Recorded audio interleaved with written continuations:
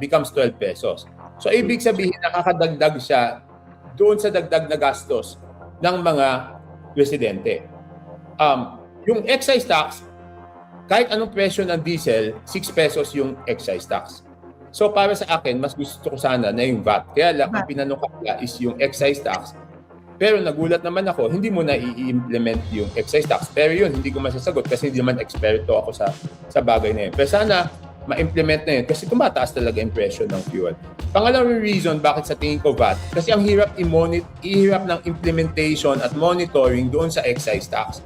Di ba, pag sinabing walang excise tax ngayon, kung sinabi nila yung in-import nilang, yung hawak nilang crudo ay binayaran nilang excise tax, sino magsasabing hindi kasama yun? At ito, dito ang simula. Hindi katulad ng VAT, ang dali nun kasi pagbayad natin, wala lang VAT. So, mamimenos tayo ng 12%.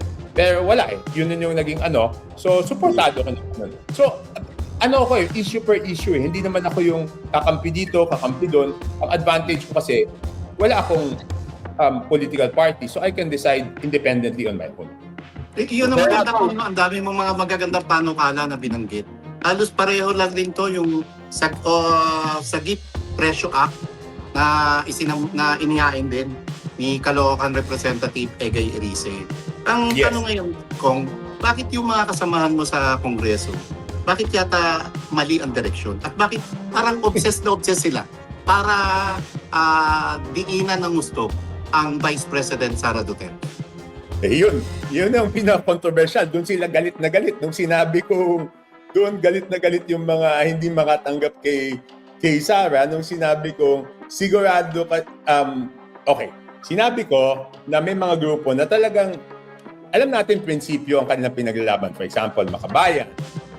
Sina si Shell Docno, sina Laila de Lima, sina Percy Serdanya, Akbayan, sina Ton Chitinio, sina Rene Co, sina Sara Elago. Okay.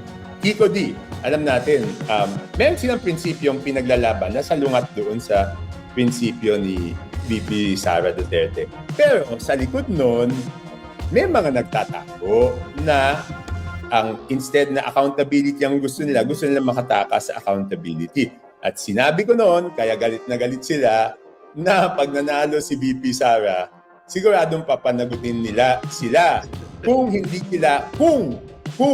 sila mapapanagot sa administrasyon na to, sigurado kung mapapanagot sila ni VP Sara, di ba? Yung ba, hindi ba totoo yun? Kahit sino naman tanongin mong tao, kahit saan ako makipagkwentuhan, yun naman ang sinasabi. Kasi siguro hindi sila nakikipagkwentuhan sa mga iskinita, sa mga kanto. O pag nakipagkwentuhan, yun ang expression ng tao. Galit na galit sila doon. Parang iniisip nila na inimbento ko yun o yun ay sinabi ko para bumango si VP Sara. But that is reality. Di ba?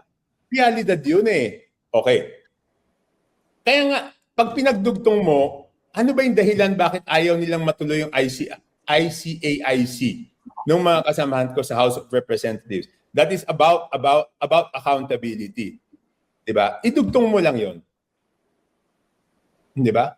Tsaka mali ba ako? Sino magsasabing mali ako? For very obvious reasons. Papanagutin talaga sila nun. Sinabi niyo po kanina, Ibi.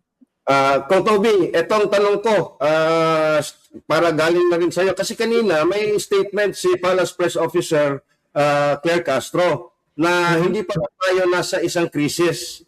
Pero hindi pa, Hindi pa? Hindi pa po? Wala pa daw tayo sa krisis. Naku po! Ano kaya yun? Saan kaya nga? Paano wala sa krisis? Nung isang linggo, yung presyo ng diesel nagdoble na. Paano mawawala tayo sa krisis? Diba? Kaya nga, kung Toby, ito tanong ko sa iyo. Nasa krisis na ba po yung Pilipinas? Hindi lang po Pilipinas, buong mundo po. Ang nasa krisis.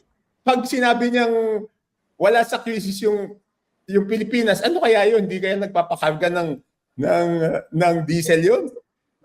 Kaya nga po tanong ko, Toby, sinabi mo kanina, and I really agree with you, kasi ito talagang ina-advocate ko ito eh. You were calling for a special Congress of special session for Congress. Kasi, Kasi ano, week kami. oo. Kasi presidente lang ang pwede magtawag ng special session di ba? Yun nga. Ang sinasabi ko, sana magtawag ng special session ng presidente. Kung ano yung kailangan, kaya lang parang hindi talaga pwede. Kasi ang linya ko, sana magtawag ng special session para kung ano yung dagdag na kapangyarihan na kailangan ng presidente para harapin yung crisis, maibigay na namin. Pero paano matutuloy yun kung sinasabi ni Claire wala pa tayo sa crisis? Yun. Teka ko Ang ha, meron- yung ang meron dagdag kapangyarihan na sinasabi mo ko ha, linawin mo yan, baka papunta ka sa national state of emergency. Hindi po.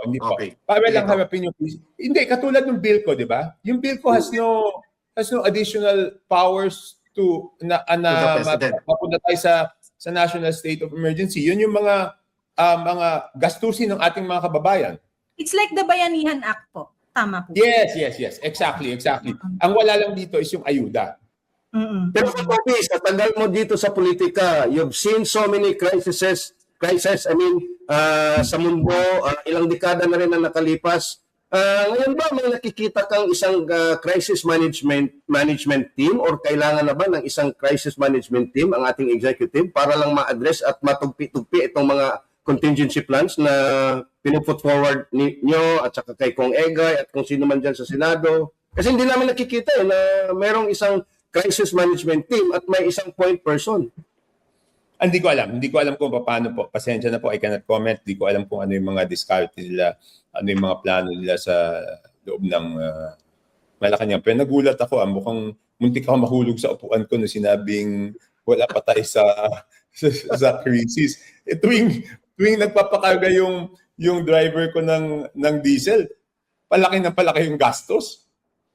Kung baka tirahin ka na naman ikaw na naman yung tirahin yung si Claire niyan.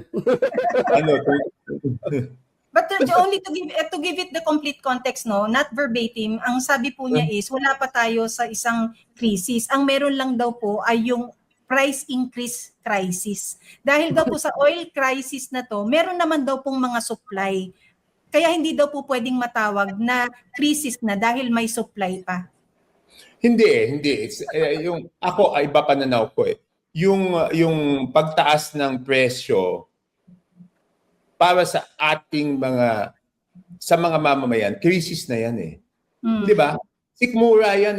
Hindi naman Tama. pwedeng pigilan, hindi pwede mong pigilan na okay.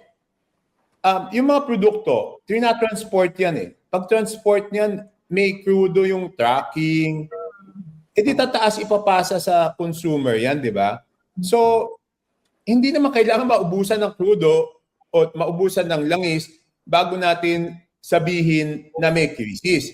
Para sa akin, basta tumaas ang presyo tungkol sa sikmura yan, krisis yan para sa akin. Para sa akin lang.